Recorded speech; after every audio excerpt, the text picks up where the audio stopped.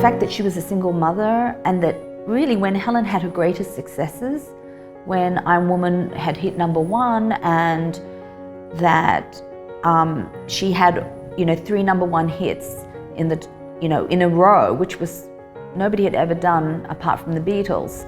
She had 2 young children at the time, and I'm also a mother, and I know how challenging that is, and I thought that was really amazing and fascinating and something that you don't always see. Well, one of the most important elements of being able to create this look in the film that we have is that I got to work with my long-term partner, Dion Beebe. When it comes to a visual style and a visual aesthetic, I think we had, we looked at photos beforehand. Dion sent me a lot of reference material of things that he was thinking about. And, the fact that it sort of overlaps these sort of, 3 different decades was something we discussed a lot in terms of how how you create those sorts of points of difference through these different periods and different sort of locations. So we move from New York in the 60s to LA through the 70s and 80s. The performances is where,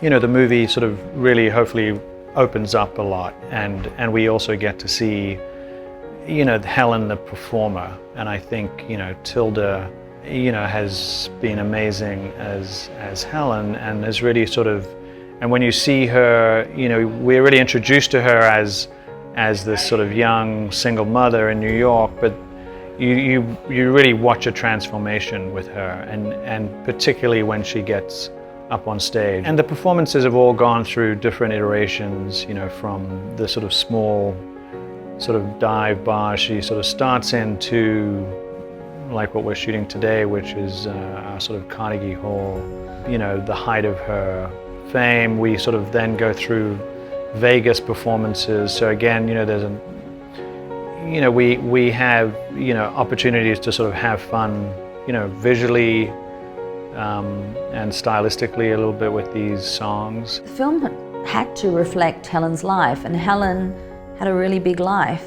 I think that, to a younger generation, I always talk about how she was bigger than Beyonce in her time. I mean, she was one of the most successful female singers of that era. We've really secured a legacy of what her music and who she is will be about for future people. I really do want people to be able to embrace her story, and she was so loved in her time, and I think that I would love them to fall in love with her all over again.